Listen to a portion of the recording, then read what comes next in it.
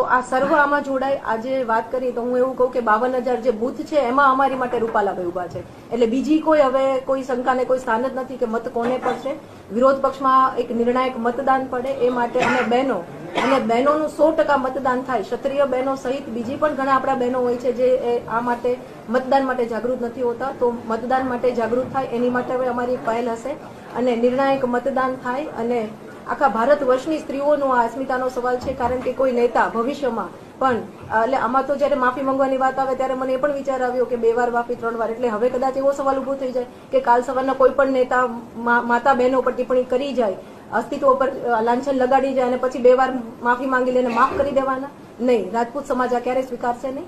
તો મારામાં હિંમત હશે ને તો હું ક્ષત્રિય છું, તમે ક્ષત્રિય છો, પણ જો મતદાન વખતે આનું પરિણામ ના આવ્યું અને એક પણ ક્ષત્રિય જો આને મત આપે તો એને મા આશાપુરાના સોગન છે, એને મારી રાજપૂતાણીના સોગન છે. અને ક્ષત્રિયની કુખે જો જન્મા હોય તો એકવાર કટાયો. તો મારામાં હિંમત હશે ને તો હું ક્ષત્રિય છું, તમે ક્ષત્રિય છો, પણ જો મતદાન વખતે આનું પરિણામ ના આવ્યું અને એક પણ ક્ષત્રિય જો આને મત આપે તો એને મા આશાપુરાના સોગન છે, એને મારી રાજપૂતાણીના સોગન છે.